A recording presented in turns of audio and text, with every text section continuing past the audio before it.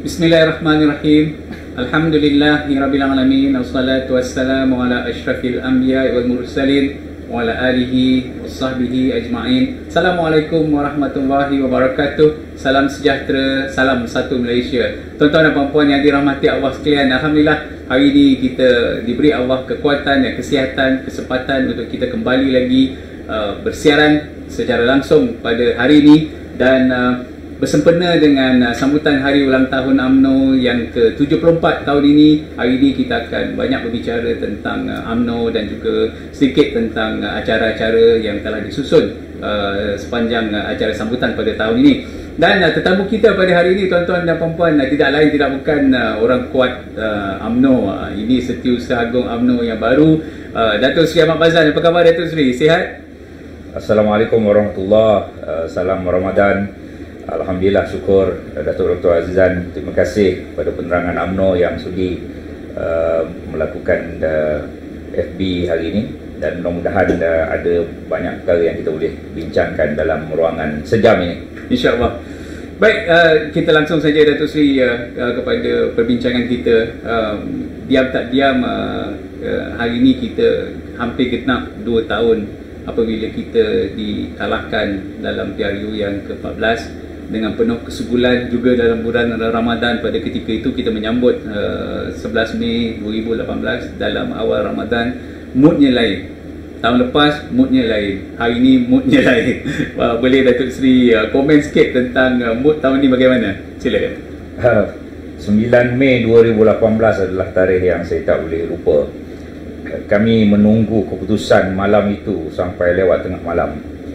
Termasuklah saya di Pontian. Dan kita mengalami kekalahan, semua orang tahu itu sudah berlalu selama setahun 9 bulan atau lebih kurang 22 bulan. PHDAP, rejim PHDAP. Rejim Itu saya punya selama saya berceramah setahun 9 bulan, itu ialah rejim PHDAP, memerintah negara kita. Segalanya di bawah takdir Allah SWT.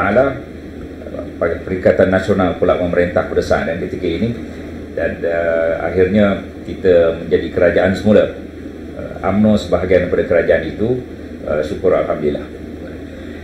Kita akan kembali kepada topik ini sekejap lagi. Ada banyak persoalan yang akan saya kupas bersama dengan Datuk Seri. Baik, kita berbincang sedikit tentang apa saja program yang telah diatur sepanjang yang kita nak menyambut ulang tahun UMNO pada 11 Mei nanti, Datuk Seri. Pertama, program ini, terima kasih Datuk Dr. Azizan, dan kita akan mengadakan siri temu ramah sebegini. Kita dah mulakan pun, dan selepas 11 Mei pun kita akan teruskan beberapa hari supaya cerita tentang UMNO ni akan didengar pada setiap malam kepada peminat-minat UMNO, pendukung-pendukung UMNO di luar sana. Ahli UMNO 3.2 juta, penyokong UMNO lebih daripada itu. Kita adalah parti terbesar negara kita daripada dulu sampai sekarang. Walaupun ada parti-parti baru, parti itu memerintah Malaysia, tetapi mereka tidak menjadi parti terbesar dari segi bilangan saiz ahlinya, bilangan cawangannya hampir 22,000, bilangan kawasan parlimennya 191. Ia adalah sah dan sahih. UMNO adalah parti terbesar. Selain daripada itu, apa yang kita akan buat ialah kita akan sebarkan cerita tentang UMNO dalam video-video pendek. Kemudian pada hari yang berkaitan 11 Mei, 10 Mei itu kita ada Nuzul Quran hari Ahad, 11 Mei hari Isnin cuti. Tetapi di PWTC ini kita akan naikkan bendera bersama Presiden, dan selepas itu ada amanat Presiden, dan kemudiannya pada sebelah malam, kerana kita sekarang ni bulan Ramadan, selepas tarawih kita boleh adakan solat hajat dan juga bacaan Yasin serta tahlil, berdoa agar UMNO ni akan terus mara dulu, kini dan selamanya, insyaAllah. Jika PKP ini berakhir, bolehlah dibuat di surau dan masjid. Saya dapati bahawa Menteri Agama ada buat kenyataan kemungkinan dipertimbangkan pembukaan surau dan masjid, tidak berapa lama lagi. Tetapi kalau masih tidak dibenarkan, kita buat sama keluarga kita. Dan pastikan mulai beberapa hari lagi kita naikkan bendera UMNO, supaya bendera UMNO itu berkibar di seluruh 22,000 cawangan satu Malaysia. Saya yakin rumah orang UMNO ada bendera UMNO. Buka balik, pasang bendera tu di rumah kita masing-masing. Yang ini UMNO tak ada sponsor dah Datuk Seri kan. Ini kena carilah bendera UMNO apa ni untuk dipamerkan. Jadi tuan-tuan dan puan-puan, ini saranan yang baik daripada Setiausaha Agung kita. Kalau ada bendera UMNO tu, carilah dan kita kibarkan, kerana semangat tahun ini berlainan sedikit daripada sebelumnya. Baik, ada yang bertanya Datuk Seri berkenaan dengan pentadbiran parti sedikit. Bagaimana dengan perjalanan mesyuarat-mesyuarat yang tertangguh, mesyuarat cawangan dan persediaan mesyuarat bahagian yang masing-masing menjadi tanda tanya sepanjang PKP, sepanjang COVID-19 ini? Sila. Kita mula-mula bercadang Perhimpunan Agung UMNO pertengahan November, tapi kelihatannya semua berubah apabila ROS mengeluarkan arahan bahawa segala mesyuarat-mesyuarat cawangan dan sebagainya ditangguh hingga 30 Jun. Tidak ada arahan lain. Ini kita pegang arahan itu, kecualilah kalau ROS kata boleh awal daripada 30 Jun itu, maka kita akan mengeluarkan kenyataan supaya kita boleh adakan mesyuarat cawangan. Banyak lagi mesyuarat cawangan belum dilaksanakan, masih belum diselesaikan. Selepas mesyuarat cawangan, kita ada mesyuarat bahagian. Mesyuarat bahagian ni Datuk ke tak tahu ada 4 ya. Mesyuarat puteri bahagian, pemuda bahagian, wanita bahagian dan mesyuarat bahagian itu sendiri. Setiap satu mesyuarat ni beratus-ratus orang dalam satu dewan. Jika itu tidak dibenarkan, maka kita akan ikut arahan tidak dibenarkan. Kemudian kita juga ada convention UMNO negeri-negeri. Dah ada pun dicadang beberapa jadualnya, tetapi masih kita tidak dapat laksanakan convention itu sebelum Perhimpunan Agung UMNO. Jadi segala tarikh-tarikh itu kelihatannya akan terinjak. Saya tidak tahu lagi untuk menetapkan bilakah tarikhnya. Kita akan adakan mesyuarat biro pengurus jawatan kuasa pengurusan untuk memutuskan setelah kita mendapat arahan-arahan daripada pihak kerajaan. Setakat ini belum ada lagi panduan-panduan dikeluarkan oleh ROS bagaimana untuk menyelesaikan. Hanya satu je panduan. Segalanya ditangguh sehingga 30 Jun. Itu saja. Itu saja. Saya juga berhubung dengan ketua pengarah ROS melalui telefon, dan saya akan terus menghubungi KP ROS untuk bertanya bagaimana keadaan seterusnya. Untuk sementara itu, tak perlu lagi kita risau tentang mesyuarat cawangan ini.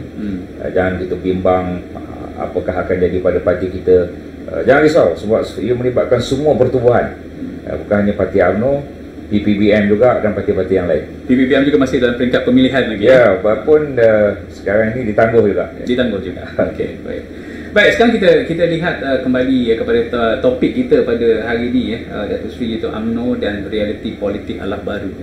Ini ala baru ini penting kerana pasca COVID ini telah merubah segala-galanya dan dia memberi implikasi yang pelbagai. Jadi pada pandangan Datuk Seri, apakah perubahan-perubahan yang bakal berlaku yang perlu ditangani oleh UMNO untuk memastikan survival politik UMNO itu akan terus kekal? COVID-19 ini umpama perang dunia ketiga, Datuk. Ini ramai juga orang mengistilahkan itu.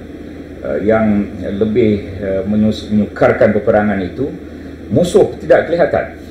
Tetapi kita boleh agak bagaimana cara untuk mengatasi musuh itu. Dan kelihatan negara kita hampir berjaya.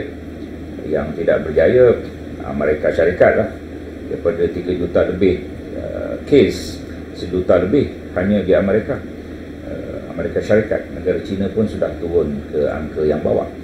Jadi ia adalah sesuatu yang tidak diduga.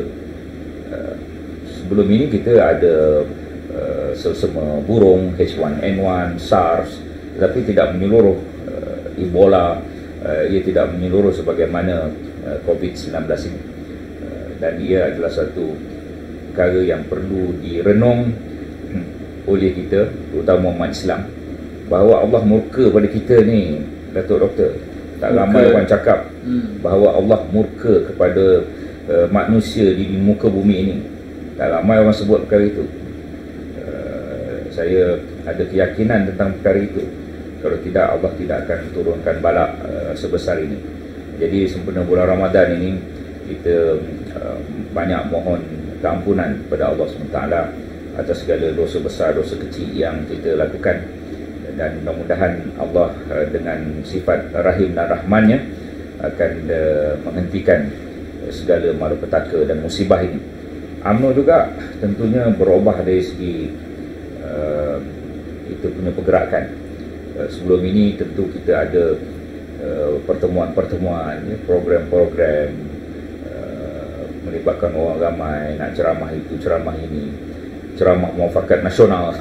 Saya setahun 9 bulan itu satu minggu 3 kali, satu minggu 2 kali minima ke sana kemari. Dah tak ada dah ceramah itu. Jadi kita kena berfikir bagaimana corak penyampaian maklumat kepada ahli kita dan kepada rakyat selepas ini.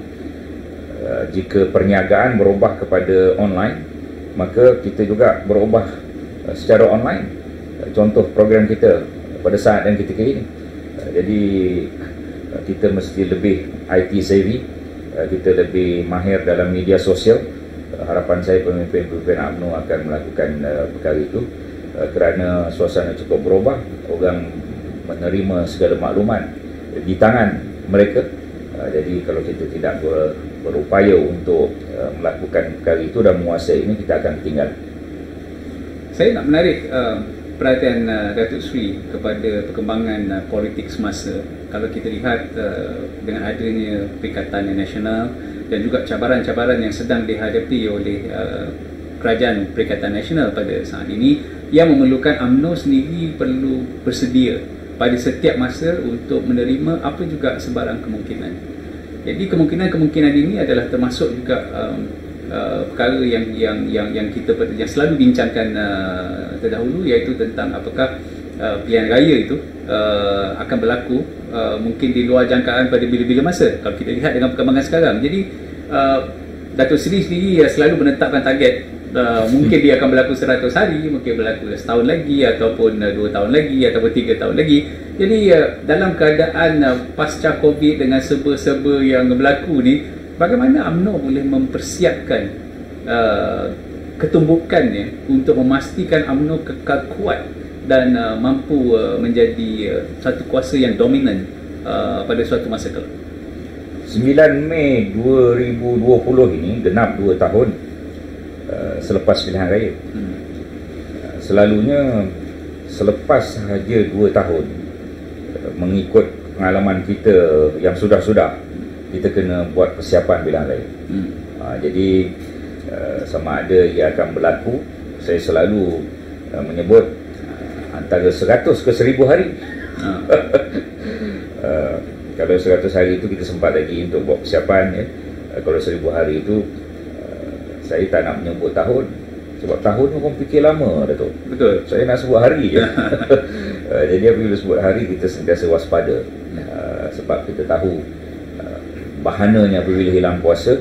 Dan apabila kita berikan puasa itu pada orang yang tidak tahu mentadbir negara ini, rosak segalanya, ya. Sebagaimana kita lihat rejim PHDAP yang telah merosakkan negara ini dengan macam-macam perkara.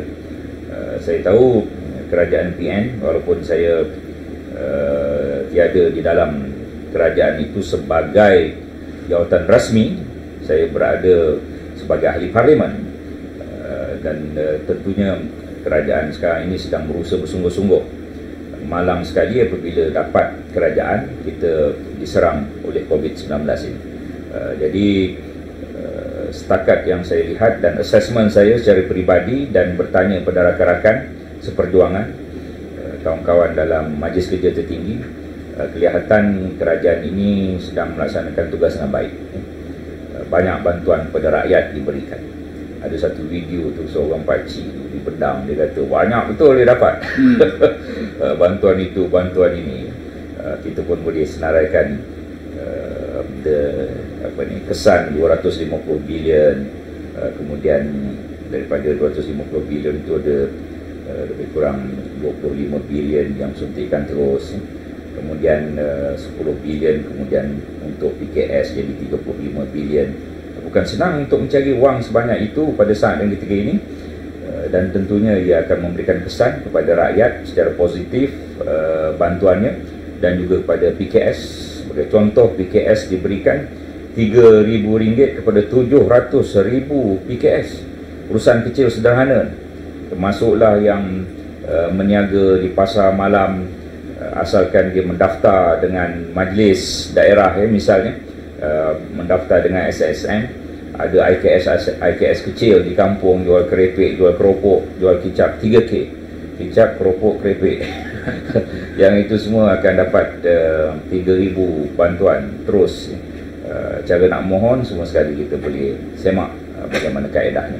Dan terima kasihlah kerana Kementerian Kewangan dengan menteri barunya itu cukup berkesan dari segi usaha untuk memulihkan ekonomi negara kita. Beliau akan membuat satu usaha baru hujung bulan 5 ini dengan pengumuman-pengumuman tertentu bagaimana untuk memulihkan ekonomi negara kita, dan dengan membuka PKP dengan ada PKP B, iaitu B itu bersyarat,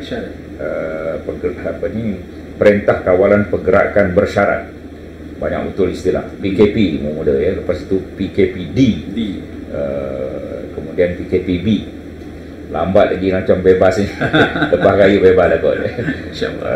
Berarti PKP B itu membuka hampir semua ekonomi, kegiatan ekonomi. Ada orang kata khawatir dia akan spike lagi. Kita pohon mudah-mudahan kalau kita menjaga segala arahan yang disebut. Ini ada social distancing. Betul. Itu pun lebih 1 meter ni. Okey, cukup. Sebagai contoh dengan penjarakan sosial, dengan face mask, dengan sanitizer dan membasuh, dengan menjaga kebersihan apa semua itu, insyaAllah kilang-kilang yang dibuka kita akan dapat mempertahankan pekerjaan rakyat. Syarikat itu ialah kita nak pertahankan juga supaya mereka terus membuka kilang dan menjana ekonomi negara kita. Tapi yang penting ialah pekerjaan rakyat. Kalau kita tak buka beberapa minggu lagi, lebih 1 juta kerja rakyat ni akan hilang. Rakyat akan menganggur. Bayangkan pengangguran lebih 1 juta orang.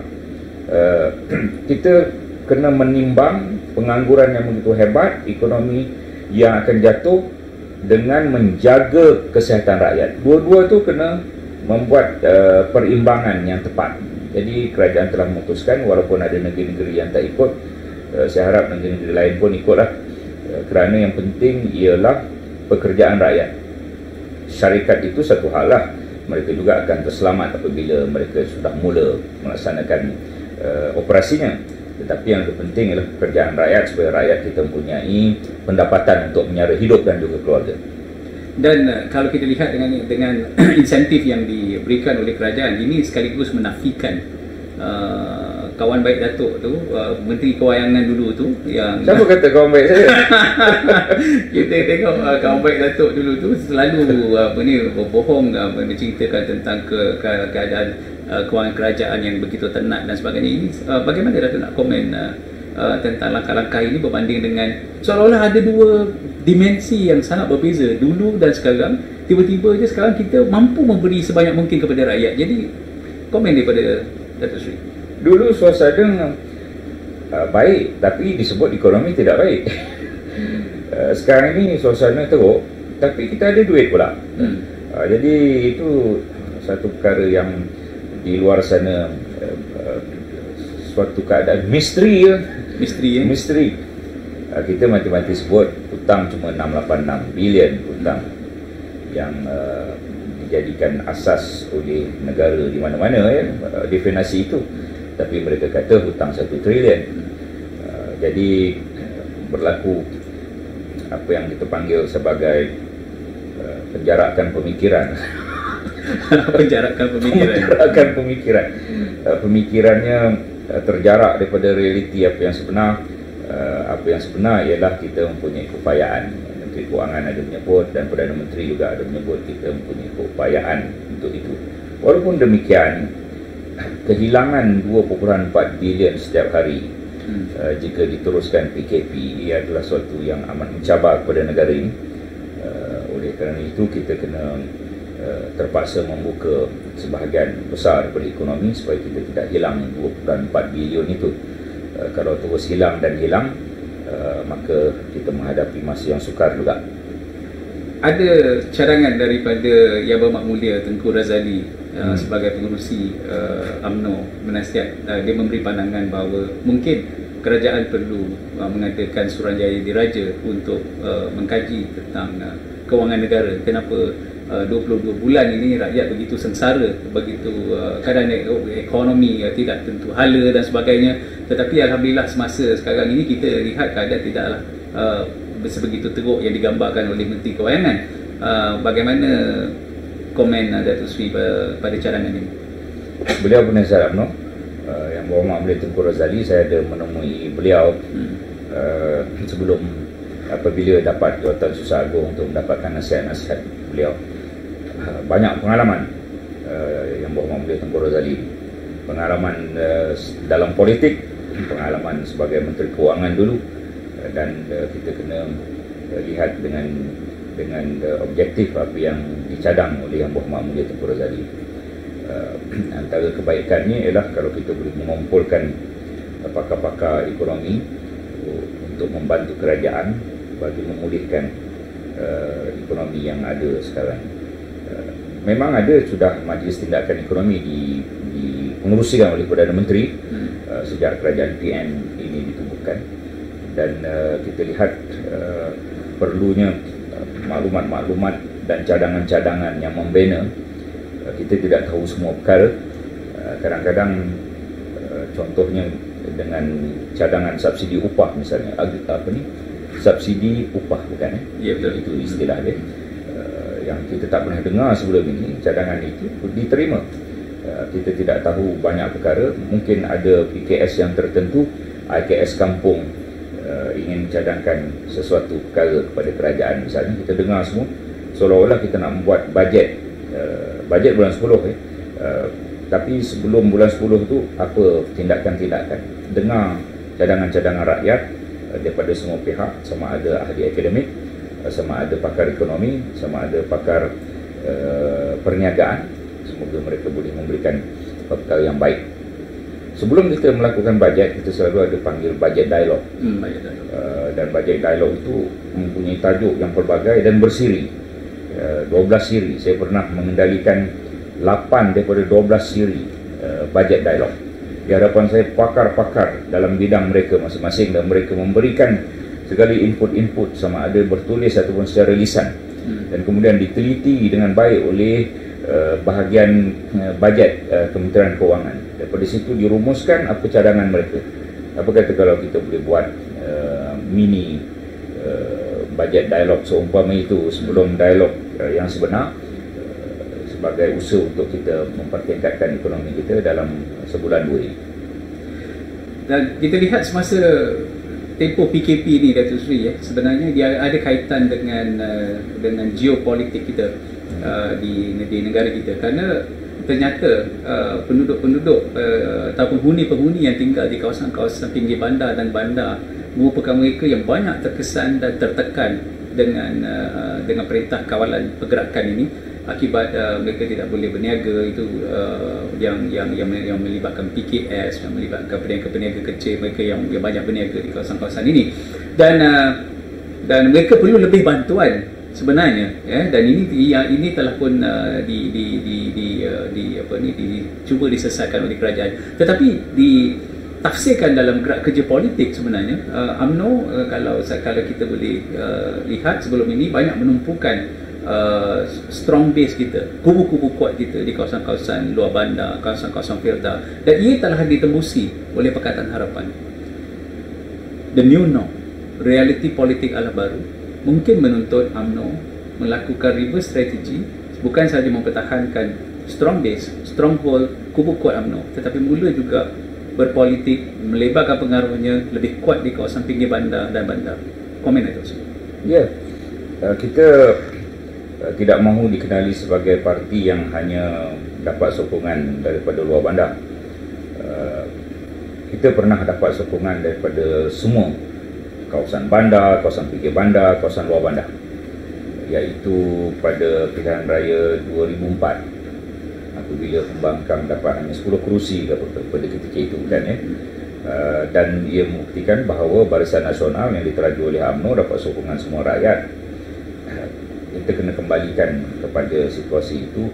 Ada orang kata ia agak mustahil dan sukar. Walau bagaimanapun tidak ada perkara yang mustahil dalam politik. Lama sudah kita berpolitik, kita boleh melihat tidak ada perkara yang mustahil dalam politik. Jadi UMNO kena pergi ke kawasan pinggir bandar di mana terdapatnya rumah-rumah pangsa, rumah-rumah PPR, rumah-rumah teres yang kecil, rumah-rumah murah ya, di pinggir-pinggir bandar. Di situ ada ramai penyokong-penyokong kita. Kalau kita terus perhatian rakyat di kawasan-kawasan seumpama itu, maka kita akan dapat sokongan. Saya pernah pergi ke tempat-tempat begitu, Datuk.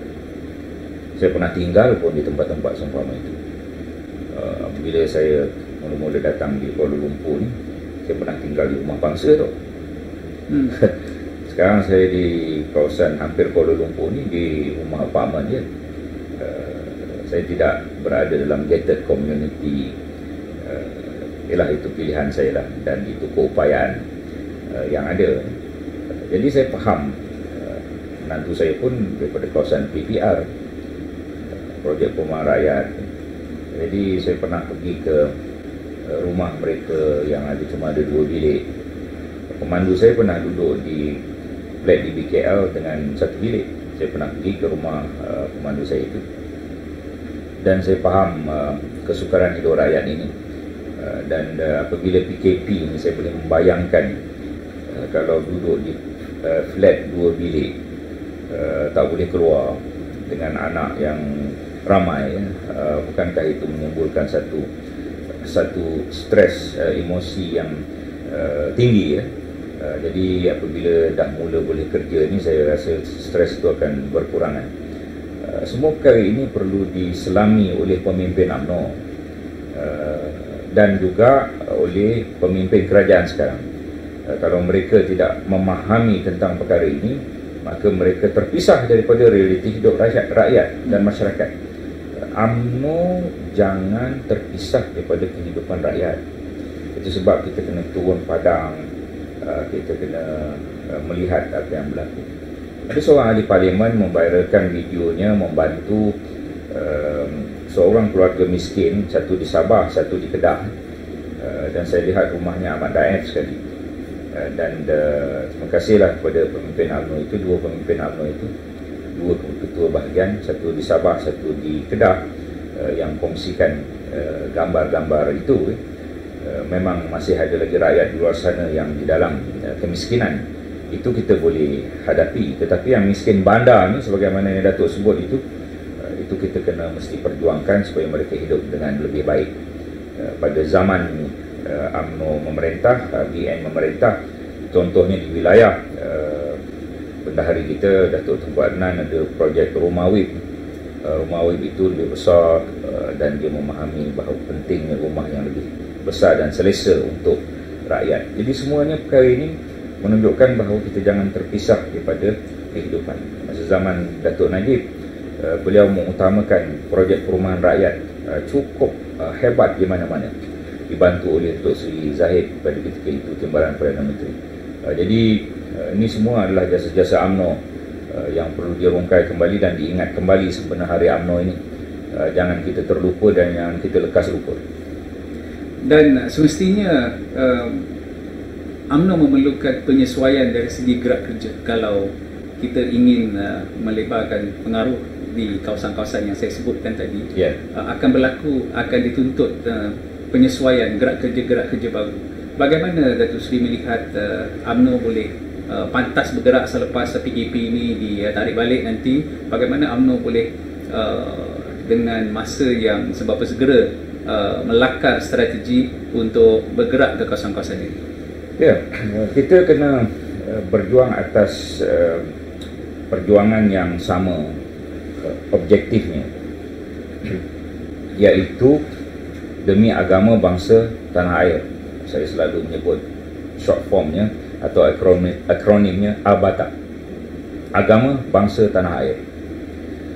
Kita meletakkan kepentingan diri itu di bawah dan kita meletakkan kepentingan agama bangsa tanah air ABATA itu di atas. Dan apabila kita melakukan perkara itu, kita tidak akan berebut jawatan, ya, kita tidak akan menjadi warlord di tempat kita. Kita sentiasa prihatin rakyat. Kataan prihatin rakyat ini amat penting. Kita sentiasa menjadi juara rakyat. Kita pernah adakan program juara rakyat. Juara rakyat ini kita menjuarai kehidupan rakyat dan menjuarai aspirasi rakyat dan menjuarai suara rakyat. Kembali kepada rakyat. UMNO mesti kembali kepada rakyat dan menjadi pembela rakyat. Jadi apabila masing-masing mempunyai idealisme yang sama, pimpinan dan juga ahli, tanpa disuruh kita akan bergerak, melihat cawangan, menghidupkan cawangan, dan kemudian melawat ahli dan melawat bukan ahli, ya,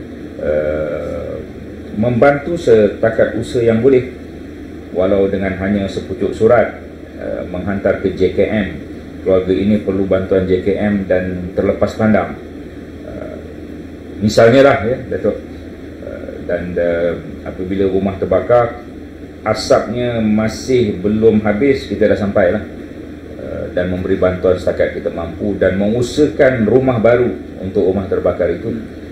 Selagi perkara seumpama itu kita lakukan, selagi itu UMNO akan terus menjadi parti yang diberi kepercayaan oleh majoriti orang Melayu di negara kita ini. Saya nak bawa perbincangan kita sedikit di dalam aspek perkadiran. Perkadiran ini penting kerana apa yang rakyat nak lihat UMNO dari luar sana ialah bukan diukur dengan pemimpin lama, pemimpin baru, ataupun berapa banyak wanita, berapa banyak pemuda yang perlu ada. Tetapi apa yang mereka nak ialah sebuah parti yang mempunyai pemimpin-pemimpin yang boleh berkongsi kepakaran, pengalaman bagi membantu menyelesaikan isu-isu yang sedang dihadapi oleh rakyat. Bagaimana UMNO dengan sempena Hari UMNO ni, UMNO menyediakan pemimpin-pemimpin pelapis dalam aspek perkadiran.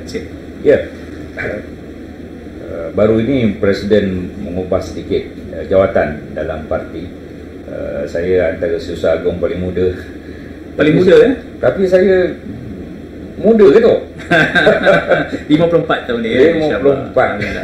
Saya agaknya umur pertengahan kalau kita meletakkan 95 tahun itu sebagai benchmark. 95 tahun. Berarti 54 ni masih separuh Middle age. Middle age. Tetapi kalau kita lihat senarai Setiausaha Agong tu, saya kira saya termasuk dalam kumpulan yang agak muda. Dan kita ada ketua penerangan baru umur 34. Masa saya jadi ketua penerangan, umur saya 43. Ketua penerangan Malaysia, saya umur 43, 7 tahun saya jadi ketua penerangan. Dalam masa 7 tahun itu 5 tahun pengurusi jawatan kuasa pengurusan ialah Tan Sri Muhyiddin Yassin. Saya sentiasa bermesyuarat dalam mesyuarat yang dia pengurusikan. Kemudian 2 tahun lagi Datuk Seri Presiden UMNO sekarang, Datuk Seri Zahid Hamidi menjadi pengurusi jawatan kuasa pengurusan. Itu pengalaman yang tak boleh dilupa, 7 tahun. Tapi sekarang ni kita ada ketua penerangan 34 tahun. Dan tentunya dia ada misi yang tertentu, dan program malam ini pun juga adalah daripada kebenaran dan kelulusan daripada beliau dan juga saya lah. Betul. Orang macam Datuk ni ada PhD, ya, dan membantu UMNO begini. Kita kena ada ramai lagi orang yang ada PhD dan membantu UMNO. Dulu orang macam Datuk ni kena sembelih. Politik lah, sembelih politik. Tapi sekarang Datuk diangkat dan jadi moderator setiap malam, mengeluarkan idea-idea, bukan hanya moderator. Jadi kita perlu ada banyak lagi orang-orang yang seumpama ini. Baru-baru ni penerangan UMNO mengumpulkan beberapa orang doktor yang ada jawatan dalam UMNO. Lepas tu divideokan. Saya suka betul video itu. melihat ada seorang doktor sana, ada seorang doktor sini, semua di jawatan dalam UMNO, doktor-doktor lah, ini bukan doktor PhD, professional doktor, dan mereka memberikan pandangan-pandangan tentang COVID-19. Berarti kita tidak kekurangan orang-orang yang seumpama itu.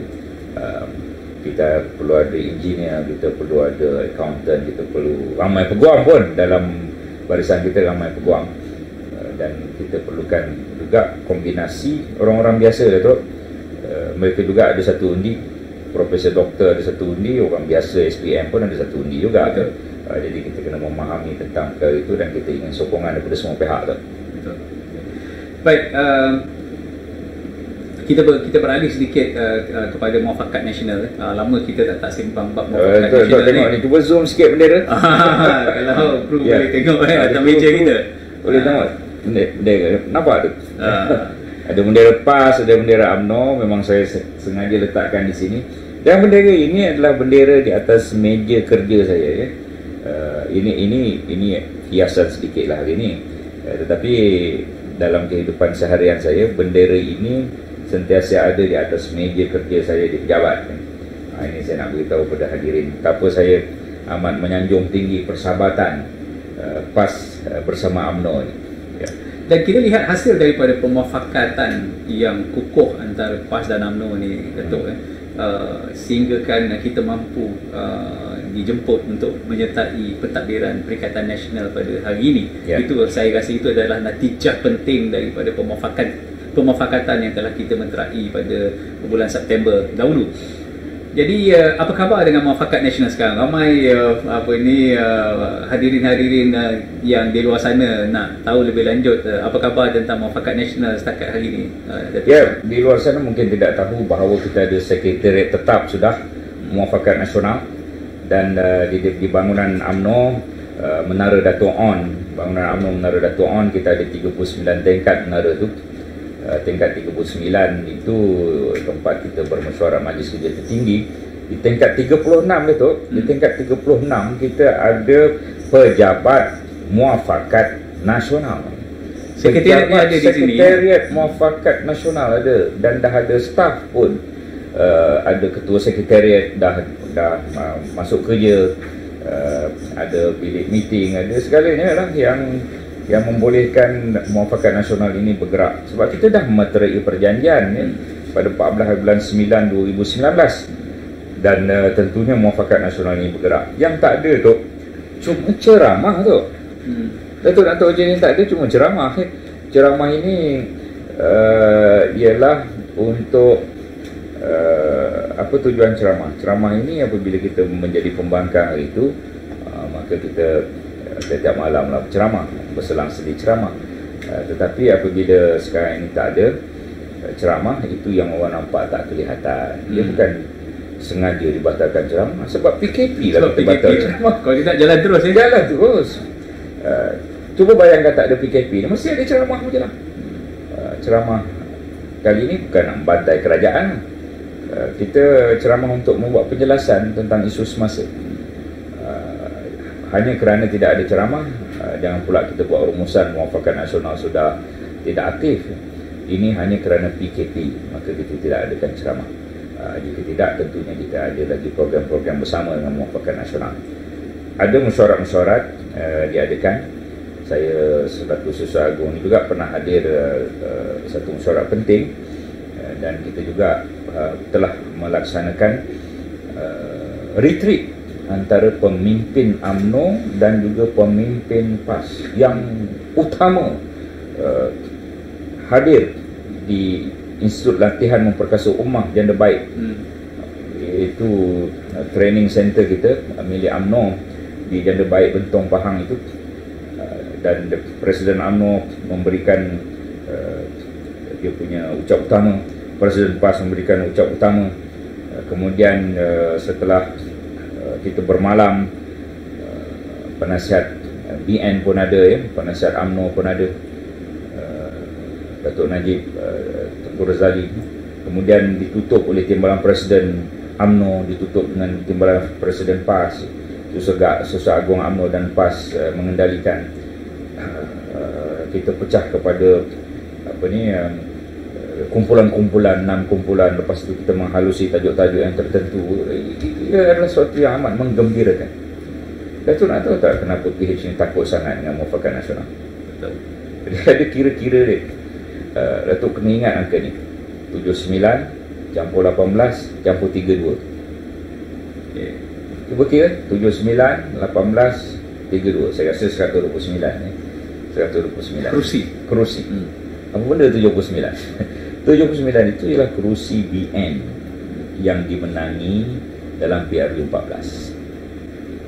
Lepas itu mereka melompat dan sebagainya. Itu sejarah tolak tepi. Tapi kita ambil 79. Kemudian 18 apa? Kerusi PAS yang dimenangi dalam PRU yang ke-14. 32 ni apa tu? 32 ni istilah saya adalah istilah 129 ya. Tadi betul lah angka saya tu 79, 18, 32, 129. 129 memerintah orang kita tu. Betul. 32 ini kerusi yang pada saat dan ketika ini kalah tu. Tetapi kalau kita buka kerusi itu dan kita bedah siasat tiap-tiap kerusi, 32 kerusi itu dicampur undi BN dan undi PAS, kerusi 32 yang kalah pada saat dan ketika ini patut menang tu. Kalau Muafakat Nasional bergerak dengan aktif di 32 kerusi itu sehingga PRU 15, ini yang mereka cukup takut. DAP cukup takut perkara ini. Saya pula sentiasa menyebut dalam ceramah apa semua, FB Live, saya sentiasa sebut supaya mereka takut. Apa bila mereka takut, apa yang akan mereka buat tu?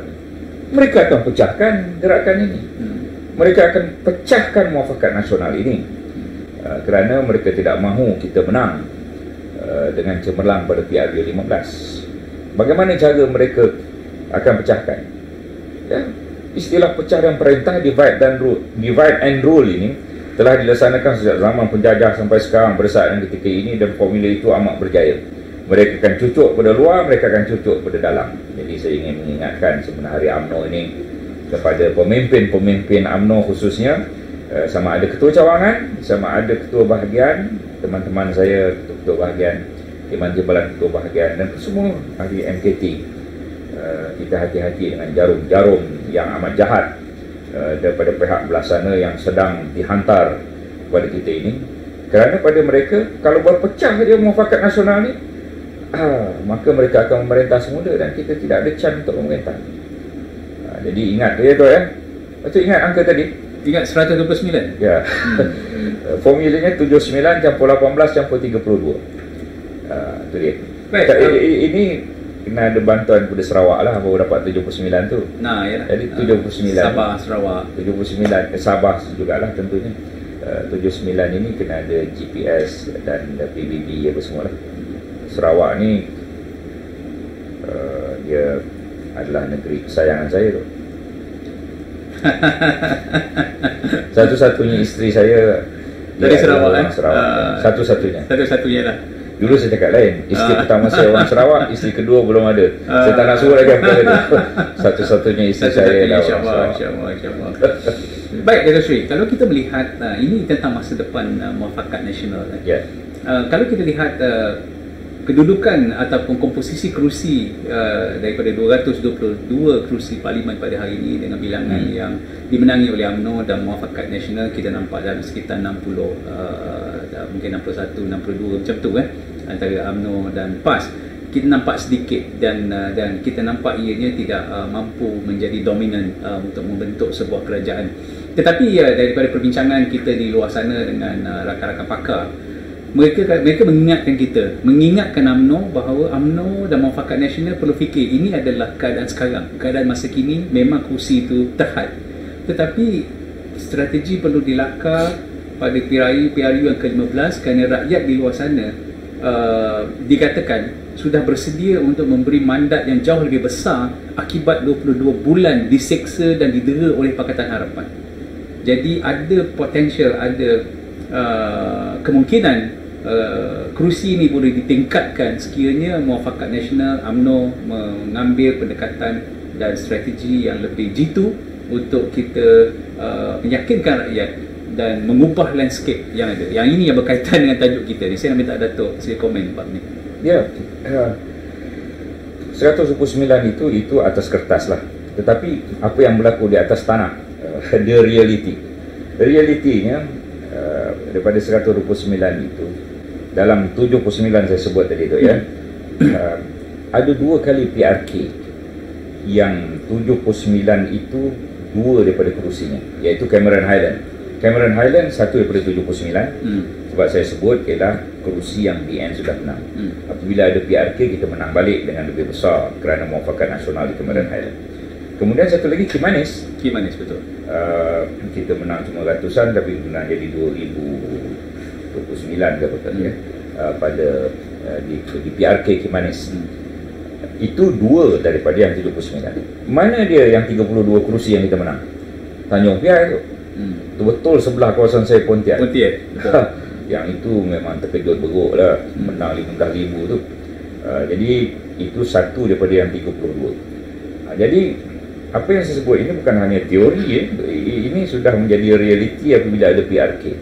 Dan apabila kita nak memantapkan lagi muafakat nasional ini, pada saya dengan ada Perikatan Nasional, muafakat nasional mesti terus bergerak.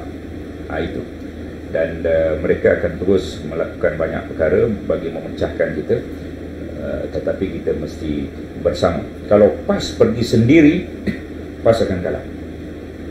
Kalau UMNO dan BN pergi sendiri, UMNO dan BN akan kalah.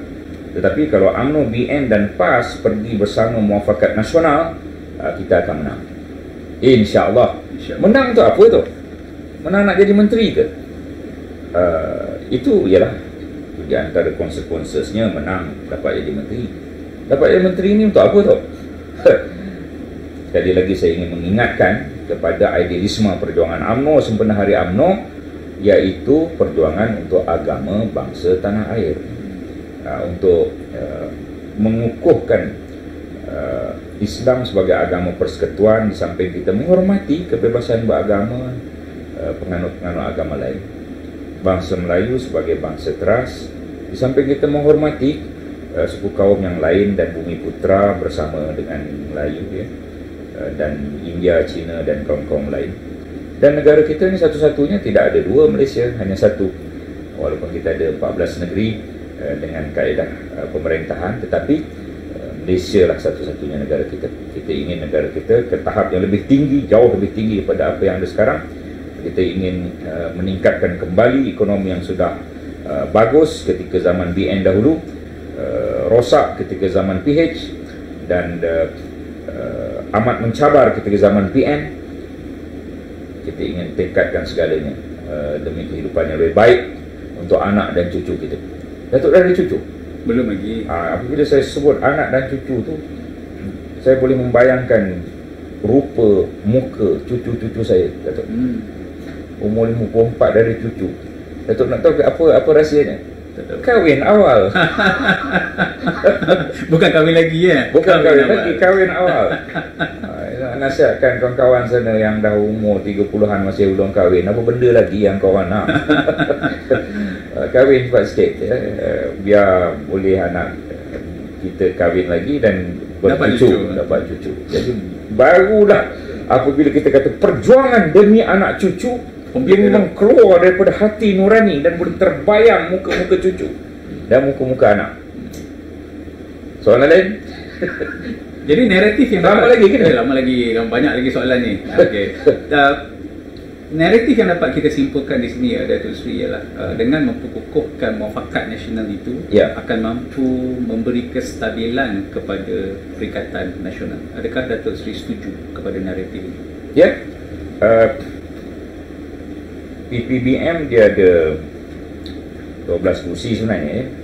Kemudian melompat daripada UMNO lagi, maka kursinya bertambah, dan melompat daripada PKR, maka kursinya bertambah. Tapi saya harap PPBM bersatu, mereka akan selesaikan masalah dalaman mereka, masalah pengurusi lebih berkuasa pada Presiden, dan masalah-masalah lain lah. Saya malah nak cerita parti orang. Yang stabil pada saat ketika ini PAS dengan UMNO, dan kita harap dengan pemuafakatan nasional ini, dia akan menggerakkan Perikatan Nasional itu menjadi kukuh. Kalau dua parti utama yang sudah selesai segala perkara dalaman tidak menjadi kekuatan utama dalam parti itu, maka sukar. Jadi Perikatan Nasional ini perlu dikukuhkan dengan muafakat nasional. Ini suatu naratif yang menarik. Betul. Dan tanpa menyentuh tentang apa yang berlaku kepada Bersatu, kita agak sukar juga untuk memperkukuhkan Perikatan Nasional sebenarnya.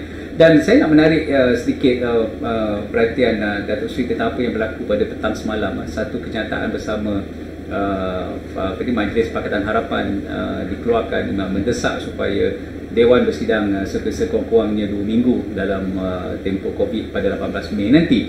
Apa yang mengejutkan ialah kenyataan itu turut disertai oleh Bersatu, dan bila kita lihat siapa yang membuat kenyataan itu ialah pengerusi Bersatu.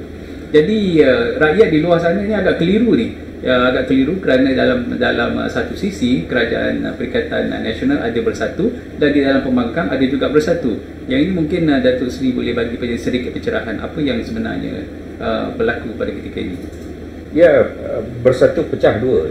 Itu sebab ada Bersatu Perdana Menteri dan ada Bersatu Tun Mahathir. Jadi kita menunggu 18 bulan 5 ni, Tun Mahathir nak duduk sebelah mana dalam Dewan Rakyat tu. Ketika Duli Yang Maha Mulia Seri Paduka Baginda Yang di-Pertuan Agong bertitah membuka sidang parlimen itu, saya ingin melihat Tun Mahathir, Mukhris, Tun Sri Mukhris dan Syed Saddiq duduk belah mana? Agak-agak Datuk, diorang duduk belah mana? Tengah-tengah, kiri, kanan. Saya belum dapat cue lagi. Mungkin Datuk lebih tahu. Dengar jauh-jauh Tun Mahathir nak duduk sebelah pembangkang. Macam mana pengurusi dengan Presiden? Presiden jadi Perdana Menteri, pengurusi duduk belah pembangkang. Menarik betul 18 ni. Saya macam nak fast forward je masa. Tak sabar lagi. Tapi tak ada kuasa itu. Jadi ini satu yang membayangkan apa yang berlaku dalam PPBM. Saya harap selesaikanlah. Dan saya juga mengharaplah supaya 3 pemimpin itu tidaklah berada dalam pembangkang, ya. Jika nama parti PPBM menjadi Perdana Menteri, maka parti PPBM itu adalah berada dalam kerajaan. Tapi DAP ketawa besar. Ini yang saya sebut tadi, jarum memecahkan. Hati-hati jarum ini. Saya juga ingin melontarkan pandangan itu kepada PPBM. Ini jarum-jarum, bukan, ya? Jarum-jarum pemecah-pemecah supaya mereka boleh berkuasa semula. Dan kita yang sudah memiliki kuasa ini kena hati-hati. Jarum ni nampak besar betul, dia punya saiz. Besar saiz ni. Dan punya kuasa atomik lah tu. Saya nak bawa satu pemerhatian atomic needle. Satu pemerhatian yang dibuat oleh penganalisis politik di luar sana. Mereka membuat kesimpulan daripada bukti yang ada sepanjang tempoh kita memerintah sejak kita merdeka. Sudah terbukti bahawa DAP tidak mampu menjadi kerajaan sekiranya dia tidak dapat sokongan orang Melayu. Hanya setelah mereka mendapat sokongan orang Melayu melalui pelbagai strategi pecah perintah dan sebagainya, 2018 mereka dapat dinobatkan menyertai kerajaan. Dan rakyat di luar sana menyaksikan dengan bukti-bukti yang ada, dengan pengalaman yang ada, betapa sengsaranya orang-orang Melayu di bawah apabila ada komposisi DAP di situ. Walaupun dinafikan oleh rakan-rakan kongsi mereka dalam pakatan, dalam Parti Amanah dan sebagainya. Tetapi ini hakikat yang berlaku. Dan untuk mereka kembali berkuasa, mereka harus memecahkan dominan penguasaan agenda penyatuan orang Melayu supaya mereka boleh kembali mentadbir. Jadi ini yang saya nak minta Datuk Seri komen. Dulu selama berpuluh tahun ni, apabila kerajaan ini dikuasai oleh majoriti pemimpin Melayu lah dalam UMNO, maka kita bagus saja kerajaan itu. Ekonomi baik dan Perpaduan bagus. Masyarakat Cina boleh berniaga dan mereka juga menguasai ekonomi. Tetapi apabila perimbangan itu rosak 9 Mei 2018, pihak DAP menguasai kerajaan, percaya atau tidak percaya, percayalah bahawa pihak DAP menguasai kerajaan, dan itu yang telah kita lihat. Perimbangan itu sudah terpecah. Perimbangan itu sudah terpecah. Akibat daripadanya 22 tahun kita menghadapi pergolakan politik dan ekonomi yang hitam dalam sejarah negara kita. Jadi jangan diulangi memberikan kemenangan pada mereka. Dan mereka tidak akan menang kalau Melayu berpadu. Mereka hanya boleh menang kalau Melayu berpecah dan sebahagian menyokong mereka. Itu. Dan mereka juga tahu tentang perkara ini. Pakar-pakar strategi mereka, kita kenal siapa-siapanya. Dan mereka menulis. Malaysia kini suka melapor tulisan-tulisan itu. Dan ini menjadi ingatan kepada kita. Malaysia ini 70% bumi putera, Dato'. Melayu komponen bumi putera yang utama, ya. 22% masyarakat Cina, 7% India, 1% lain-lain. 22 campur 7, 29 campur 1, 30 campur 70, 100%. Jadi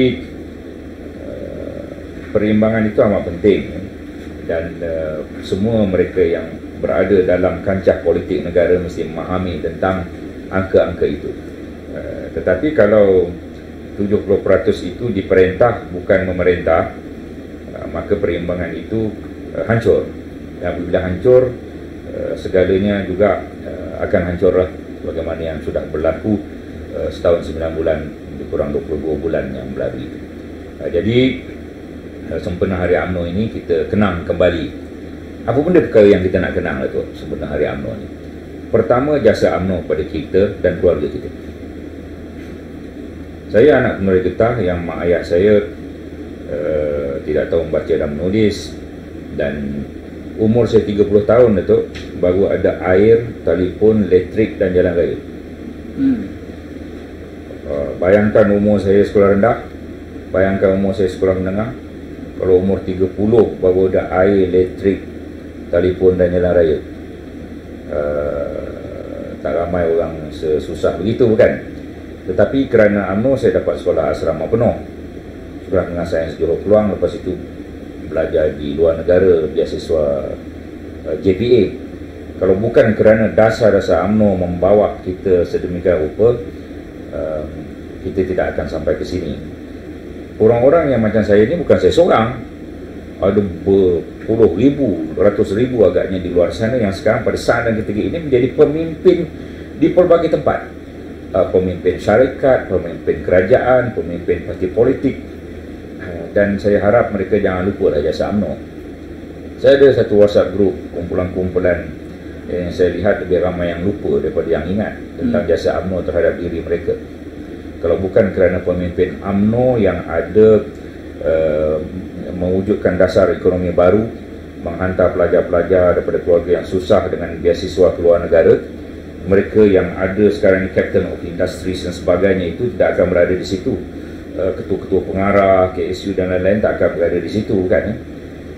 Dan ahli-ahli parlimen dan macam-macam menteri-menteri, timbalan menteri, mereka tidak akan ada di situ. Tapi kadang-kadang selalu lupa. Itu perkara yang kita perlu ingat sempena Hari UMNO ini. Perkara kedua yang perlu diingat ialah kejatuhan UMNO dan BN pada PRU ke-14. Itu perlu sentiasa diingat. Perkara ketiga kita kena ingat ialah apa dia? Iaitu kewujudan PHDAP, rejim PHDAP setahun 9 bulan itu. Itu kita perlu sentiasa ingat. Dan seterusnya kita kena sentiasa ingat apa yang akan berlaku pada masa akan datang kalau kita terus berpecah. Jika kita mengingati perkara itu, insya-Allah kita akan boleh terus melayari bahtera besar UMNO ini ke arah mercu jaya. Saya betul tak? Pantun. Okey, kita dengar pantun dululah. Dah dekat sejam baru kita ingat pasal pantun ni kan. Okey, sila Tok. Ini pantun istimewa baru buat ni. Baru siap. Fresh. Boleh zoom sikit. Nampak tu? Kalau tak percaya pantun ni, kalau tak percaya baru buat, nampak? Ini tulisan saya yang saya, kalau nak buat pantun untuk memula pembayang, buat pembayang. Bukan maksud dulu. Buat maksud dulu, lepas tu pembayang. Lepas tu cari rima kata. Kursus pantun lah. Semangat sedikit jangan dibuang, sekian lama sudah membara. UMNO bangkit terus berjuang demi agama, bangsa, negara. Betul ya? Macam mana rimanya? Sedikit ada rima dengan bangkit, lama ada rima dengan agama. Itu di tengah. Pantun saya rimanya bukan hanya di hujung, tapi juga rimanya di tengah. Lepas itu dibuang, berjuang, membara, negara. Lagi satu tu, rimanya hendaklah 3 perkataan di hujung, 3 huruf di hujung, ya. Wang, UANG, dengan juang, ANG. Lepas tu bara, ARA, negara, ARA. Ingat senang nak buat pantun tu tak? Ini pantun kali pertama dipertuturkan dalam dunia ini. Saya nak sekali lagi lah. Semangat sedikit jangan dibuang, sekian lama sudah membara. UMNO bangkit terus berjuang demi agama, bangsa, negara. Lepas itu semangat sedikit jangan dibuang, dia mesti ada kaitan dengan sekian lama sudah membara. Jangan pula semangat sedikit jangan dibuang, saya suka main basikal. Itu tak boleh. Itu pantun Mamat mana tu ada dalam YouTube tu lah, tapi dia popular juga. Pantun dia entah apa-apa je. Jadi ini pantun politik ni saya rasa elok dibukukan tu ya. Kalau tak boleh buat koleksi ni, dia akan jadi mahal satu hari. Allah. Baik Tok, saya soalan hujung ni saya nak bawa sedikit ke Borneo, ke negeri Sabah ni. Jadi Sabah ni mereka dekat di hati kita, dan mereka juga sudah ada kuasa otonomi. UMNO Sabah sudah ada kuasa otonomi, dan mereka perlukan lebih exposure, lebih pendedahan dalam gerak kerja politik di persadaran negara.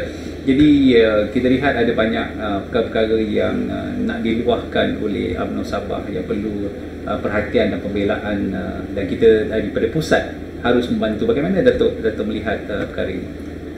Ketika tahun 92, Datuk di mana? Datuk boleh ingat kembali? 92 saya masih di universiti buat first degree. 91, 92, 93, 94 adalah tahun yang saya tidak lupakan. Pada awal karier saya selalu berada di Sabah tu. Tahun tu? Ya. Datuk nak tahu apa saya buat? Pada ketika itu pemimpin yang ada sekarang ini masih di tahap mula-mula ingin berjuang. Saya membantu UMNO Sabah. Saya menjadi penceramah dalam kursus-kursus, saya mengendalikan kursus-kursus, kerana pada ketika itu USNO, semua USNO tukar pada UMNO kan, S jatuh masuk M. USNO, UMNO. Kemudian saya pergi ke semua tempat di Sabah. Saya hampir maut tu. Ini kali pertama saya masuk dalam live begini, saya cerita. Saya hampir maut. Kenapa saya hampir maut? Pegawai saya pun tak tahu. Kerana jalan pada ketika itu gravel yang penuh dengan batu kerikil dan penuh dengan habuk. Habuk itu menutup perjalanan pemandangan. 4-wheel drive saya yang bawa saya itu. Pemandangan. Rupa-rupanya jalan itu corner tu. Dan di bawah corner itu ada gaung. Itu tidak daerah mana tu? Sedikit lagi 4-wheel drive yang membawa saya itu jatuh ke dalam gaung, dan Ahmad Maslan tak wujudlah lagi. Memang tinggi lah. Kerana apa saya buat tu? Berjuang untuk menghidupkan UMNO di Sabah. Masa itu di untuk peringkat penajaan peringkat penajaan, untuk pergi berceramah dalam satu kursus yang dikendalikan. Bagaimana saya boleh melupakan UMNO Sabah ni? Kalau 4 tahun saya turun naik daripada Kuala Lumpur, naik kapal terbang, berkursus, berceramah menghidupkan UMNO Sabah, tentu saya tak boleh lupa, bukan? Dan Saya amat kesal baru-baru ni apabila kita kalah. Pemimpin-pemimpin yang sudah banyak mendapat nikmat daripada UMNO Sabah melompat, tiada kesetiaan, beramai-ramai, pelompatan beramai-ramai. Dan saya amat menghormati pemimpin-pemimpin yang masih tinggal pada saat dan ketika ini. Saya boleh sebut nama-nama mereka. Datuk Seri Bung Mokhtar masih tinggal, Datuk Yaakob masih tinggal, Datuk Remy masih tinggal, Datuk Rosnah masih tinggal, Datuk Rahmat Dahlan masih tinggal, Datuk Sapawi masih tinggal, Rosnah Shelin. ya, dan semua ketua-ketua bahagian yang memangku sekarang pada saat dan ketika ini, mereka pun tak sangka mereka jadi ketua bahagian. Tapi apabila ketua timbalan tak ada, naib jadi ketua. Apabila ketua timbalan naib tak ada, ketua wanita jadi ketua.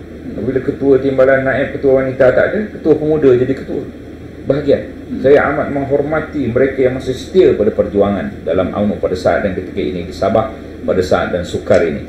Sebab kesetiaan ketika zaman susah itulah kesetiaan yang amat tinggi nilainya dibanding ketika setia masa senang. Dan kita akan terus berjuang untuk UMNO Sabah. Dan sebelum PRU ke-14, 25/25 bahagian saya pergi, Dok. Ke semua? Ke semua, 100%. Bukan hanya 25/25, 191/191 bahagian saya pergi sebelum PRU ke-14. Jadi saya berjanji pada UMNO Sabah ketika sukar ni saya akan turun. Selepas PKP ini makin longgar, saya akan turun dan akan mengadakan pertemuan-pertemuan dengan mereka supaya semangat mereka tidak luntur dan mereka akan terus berjuang walaupun apa juga yang berada di hadapan dan juga cabaran yang mereka hadapi. Kita dah buktikan kita boleh menang dengan majoriti yang besar di Kimanis, InsyaAllah. So kepada rakan-rakan yang di Sabah, bukan kerana kita Setu Sagung tak boleh nak pergi sekarang kerana ada kekangan kawalan pergerakan. InsyaAllah sebaik saja kawalan ini ditarik balik atau dilonggarkan.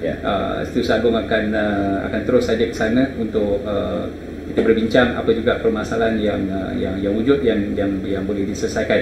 Baik, soalan akhir kepada Datuk Seri.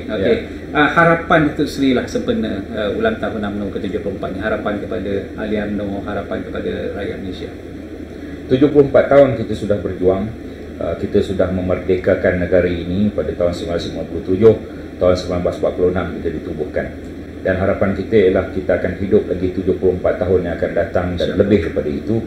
Dan ingatlah bahawa perjuangan kita untuk agama bangsa tanah air, ringkasnya ABATA, UMNO ini sebuah perjuangan bangsa, perjuangan agama, perjuangan negara. Dan kita akan terus berjuang untuk generasi yang akan datang, untuk kebaikan demi anak cucu kita, anak cucu cicit kita. Dan mudah-mudahan UMNO akan terus memerintah Malaysia lagi, menjadi peneraju pada pemerintahan negara kita pada PRU yang 15 nanti. Dan mudah-mudahan kita akan terus prihatin pada rakyat. Semasa COVID-19 ini saya lihat ketua-ketua bahagian dengan sedikit peruntukan, ya, mereka turun padang dan mereka membantu rakyat dengan baik, membawa bakul-bakul dan bungkusan-bungkusan makanan dengan kaedah yang dibenarkan ke rumah-rumah yang patut diberi. Saya sendiri 3 kali 3 siri melakukannya. Kita terus melakukan perkara itu. Dia terus pada prihatin pada nasib rakyat, dan insyaAllah rakyat akan kenang kita bila tiba masanya. Selamat berjuang.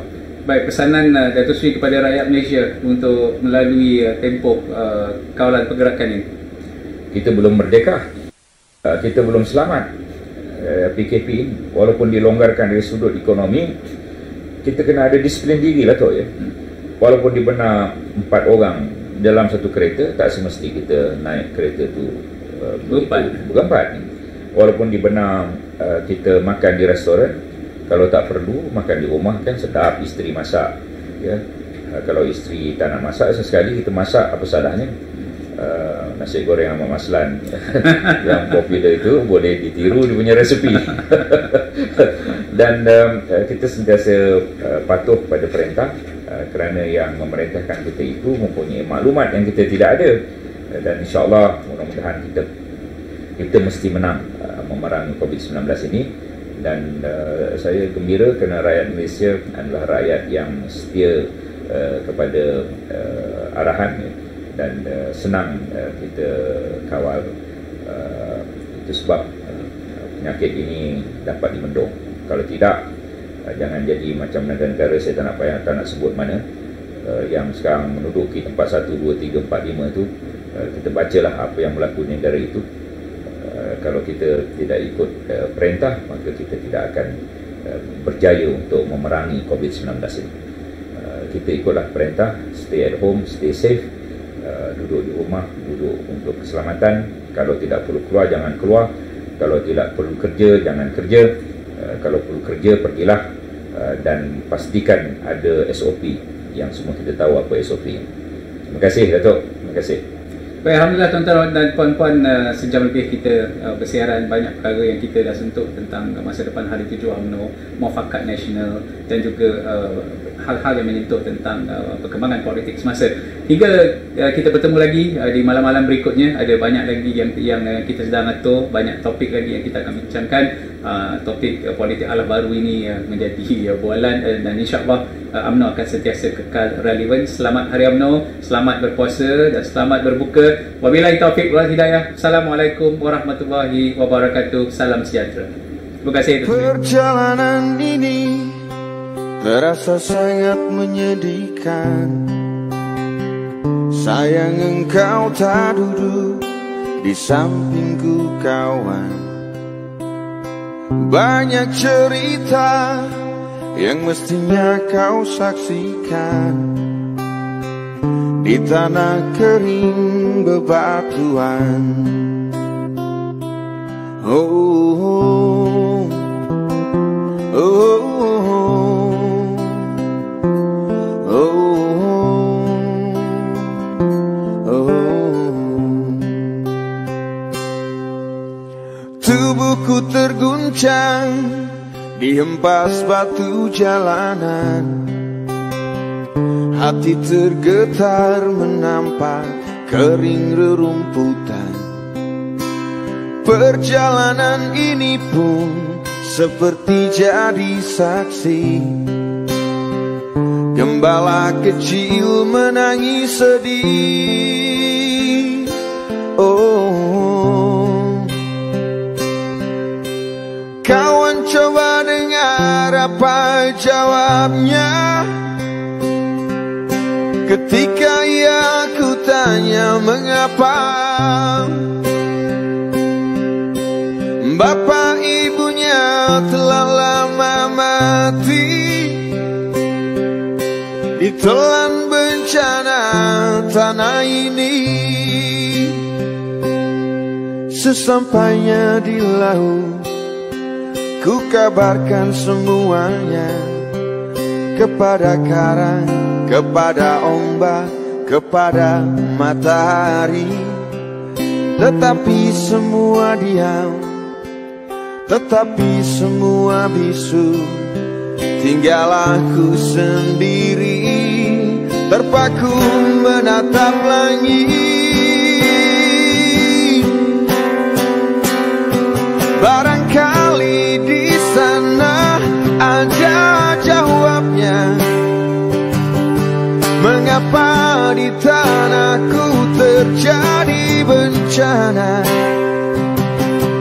Mungkin Tuhan mulai bosan melihat tingkah kita yang selalu salah dan bangga dengan dosa-dosa. Atau alam mulai enggan bersahabat dengan kita. Coba kita bertanya pada rumput yang bergoyang.